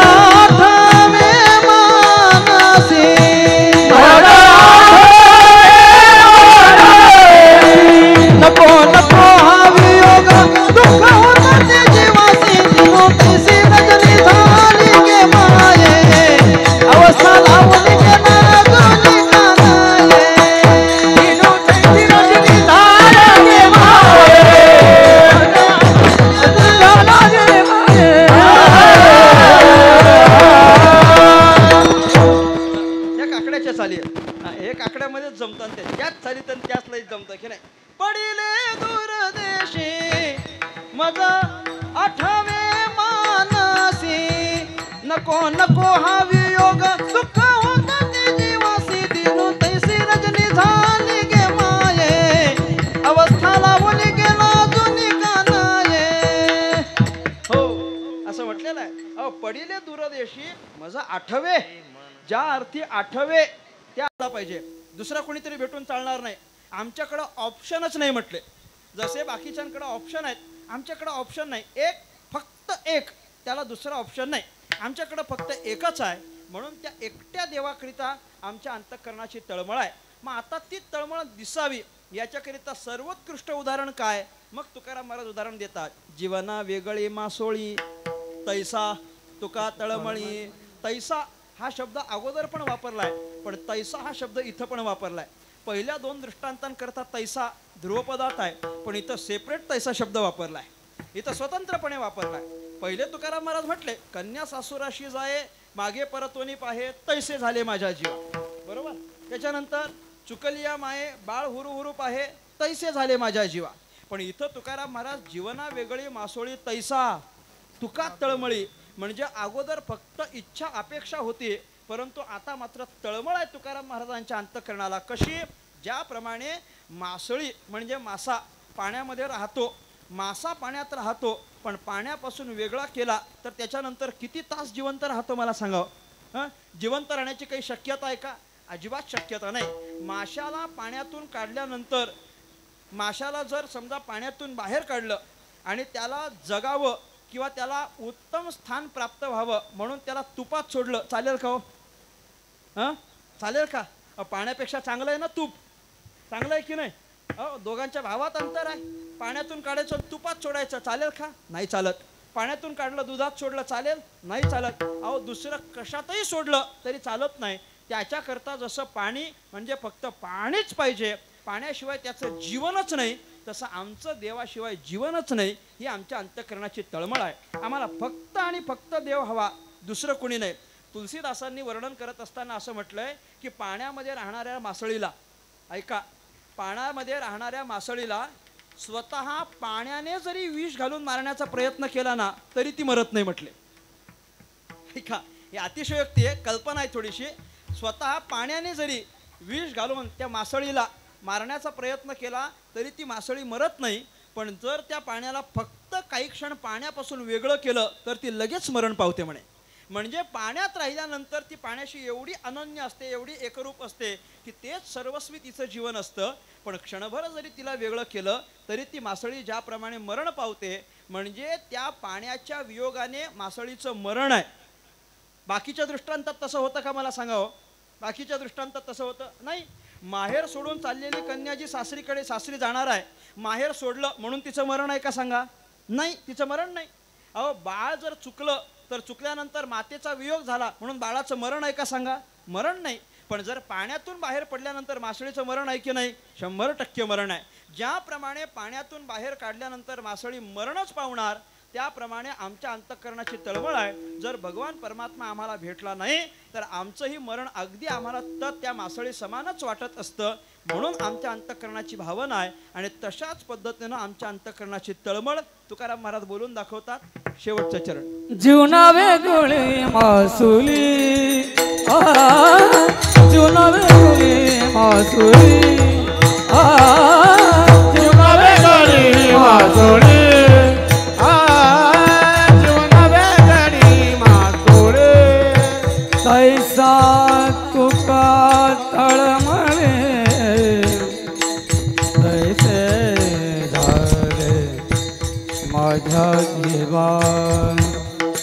कधी भेटती केशवा केशवा, कधी भेटती केशवा,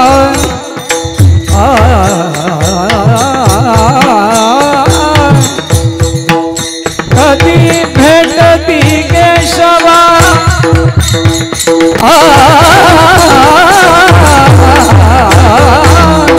कधी भेटती केशवा, कधी भेटती केशवा,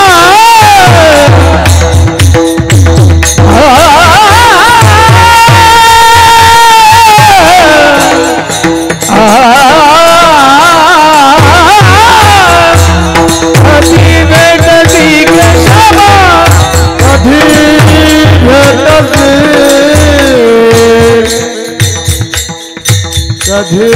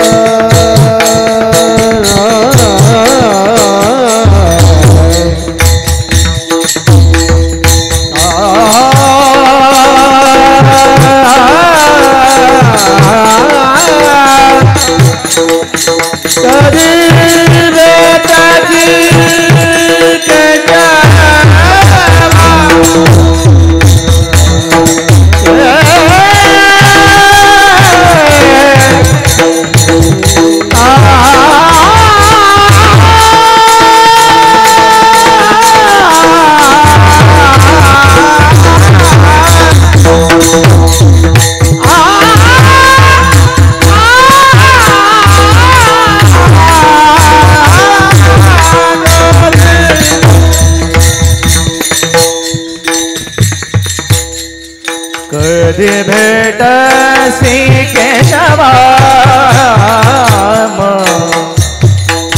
केशवा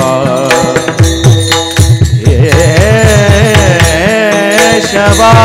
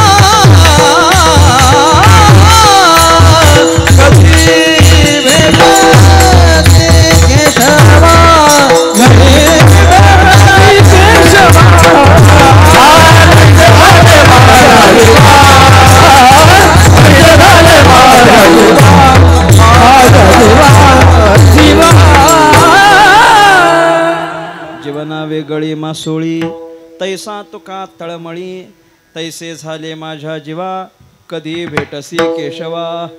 शेवटचं एक तात्पर्य सांगतो फक्त. तुम्ही म्हणाल अख्खा अभंग संपला, पण तुकाराम महाराजांचा प्रश्न तसाच राहिला, कधी भेटसी केशवा, कधी भेटसी केशवा. अहो मग कधी भेटणार ते तरी सांगा. कधी भेटणार? कीर्तन झालं पण भेटला नाही म्हटलं अजून. मग कधी भेटसी याचं उत्तरच एवढं आहे, तैसा तुका तळमळी. हे एकदा का झालं की मग भगवान परमात्मा भेट देतो. अंतःकरणातली तळमळ तीव्र झाली की स्वतः भगवान परमात्मा येऊन भेट देत असतो. शबरी मातेनं भगवान परमात्म्याची 60,000 वर्षांपर्यंत वाट पाहिली, पण भगवान परमात्म्यानं दर्शन दिलं की नाही? दिलं. भगवान परमात्मा यावा फक्त एवढंच ऐकायचं असतं. देव मला भेट देईल एवढंच ऐकलं की त्याच्यानंतर अंतःकरणामध्ये परमात्म्याच्या नामचिंतनाचा वेग वाढावा. आणि नामचिंतनाचा वेग वाढला, अंतःकरणाची तळमळता तीव्र झाली की स्वतः भगवान परमात्मा येऊन आपल्याला भेट देत असतो. म्हणून देवाच्या भेटीकरिता वेगळी साधना उपासना करण्याची गरज नाही. अंतःकरणाची तळमळ तीव्र झाली की तो भगवंतच स्वतः येतो आणि आपल्याला भेट देतो. सामान्य उदाहरण पहा ना. मला सांगा, एखादा माणूस भेटावा असं जर 2-4 दिवस रुखरुख आपल्याला वाटले तर 4-5 दिवसानंतर तो भेटतो की नाही सांगावं? हां, भेटतो की नाही? हो की नाही? हो की नाही? नाही तर संपवतच नाही. आता एखादा माणूस जर सामान्य कुणीतरी असतो, मित्र म्हणा, नातेवाईक म्हणा, कुणीतरी भेटावा असं मनात वाटत असतं, भेटला पाहिजे, बरेच दिवस भेटला नाही की मग तो अकस्मात माणूस आपल्या समोर येतो. आणि अकस्मात भेटला की आपण त्याला बोलतो की नाही, अहो 4-5 दिवस झालं तुमचीच आठवण काढत होतो आणि तुम्ही भेटला, बरोबर की नाही? म्हणजे सामान्य माणसाच्या बद्दल अंतःकरणात तळमळ निर्माण झाली की 4-5 दिवसांनी भेटतो. मग देवाच्या बद्दल तळमळ निर्माण झाली तर देव भेटणार नाही का मला सांगा. याच्याकरिता तळमळ फक्त देवाच्या बद्दल असावी. आणि ती कशी असावी, जशी कन्या सासुराला जात असताना तिच्या अंतःकरणात आहे तशी असावी, माता चुकल्यानंतर बाळाच्या अंतःकरणात आहे तशी असावी, किंवा पाण्यातून बाहेर काढल्यानंतर त्या मासळीच्या अंतःकरणाची जशी तळमळ आहे तशी तळमळ झाली की भगवान परमात्मा येतात आणि आपल्याला दर्शन देतात. ज्ञानेश्वर माऊली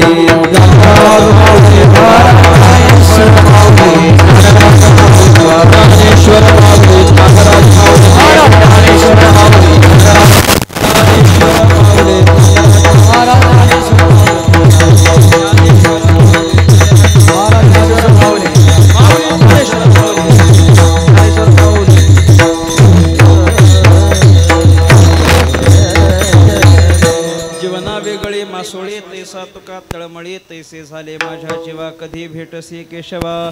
झालेली सेवा भगवान परमात्म्याच्या चरणी समर्पित करतो. सेवेला पूर्ण विराम देतो. उपस्थित झालेला भाविक सगळ्यांचे अनेक आभार व्यक्त करतो. पूज्य हरिभक्तीपरायण श्रद्धेय श्री बाळ महाराज पूर्णेकर यांच्या कृपा आशीर्वादानं संपन्न होत असलेला वार्षिक उत्सव आहे की यंदा त्याचं कितवं हो 100हून वरती 4वं वर्ष, 4थं वर्ष म्हणजे 104वं वर्ष आहे. आणि 100च्या नंतर 4थ्या वर्षातली आजची ही सेवा, आज या ठिकाणी सेवा प्राप्त झाली. हरिभक्तीपरायण परमस्नेही परमार्थस्नेही सिद्धेश भाऊ वैद्य यांच्या माध्यमातून इथपर्यंत येण्याचा योग प्रतिवर्षाप्रमाणे होत असतो. प्रतिवर्षाप्रमाणे तुम्हा सगळ्या श्रोत्यांची भेट होते. त्या समस्त वैद्य परिवाराचे अनेक आभार व्यक्त करतो. हरिभक्तीपरायण आदरणीय आमचे सुनील बुवा, हरिभक्तीपरायण आदरणीय गोरक्षनाथ महाराज, हरिभक्तीपरायण आदरणीय मंगेश महाराज यांनी आम्हाला गायनाचे त्यांची आभार व्यक्त करतो. परमश्रद्धेय आदरणीय हरिभक्तीपरायण मयूर महाराज भास्कर यांनी आम्हाला मृदंगाची साथ केली, त्यांचे अनेक अनेक आभार व्यक्त करतो. आणि उत्तम अशी साऊंड सिस्टीम आपण ऑपरेट केली, तुमचेही अनेक आभार व्यक्त करतो. काही नाही, मी तुम्हाला एवढ्या करताच सांगितलं कारण माझा अट्टाहास असा असतो की आपण जे काही सादरीकरण करतो आहोत त्याचं श्रोत्याला त्रास होता कामा नये आणि श्रोत्याच्या कानाला ते मधुर वाटावं आणि जय विठ्ठल झालं की त्यानं ते घरी घेऊन जावं, एवढीच एक भावना असते. आणि त्याच्याकरता फक्त बोललो, बाकी ऑपरेटिंग आपली फार छान होती. आणि परत या यूट्यूबच्या माध्यमातून दूर दूरपर्यंत पोचवणारं आपलं चॅनलचं नाव तरी सांगा. वाडीकर महाराज. तसं त्यांनी अनेक वेळा केलेलं आहे पण मी विसरून जातो, हा माझा दोष म्हणा. वाडीकर महाराज नावाचं यूट्यूब माध्यमातून आपण बसल्या बसल्या ऐकलं, बाकीच्यांनी घरी बसल्या बसल्या ऐकलं. त्यांना ते घरी बसल्या बसल्या सोय त्यांनी करून दिली. त्यांचे अनेक अनेक आभार व्यक्त करतो. संपन्न होत असलेला उत्सव, प्रभू रामचंद्रांच्या जयंतीच्या निमित्ताने संपन्न होत असलेला उत्सव हा वर्षागणिक आणखीन वाढता वाढता जावा आणि इथल्या प्रसन्नतेमध्ये भगवान परमात्म्यानं वाढ करावी अशी भगवंताच्या चरणी प्रार्थना करतो. आणि माझ्या वाणीला पूर्णविराम. विठ्ठल जय जय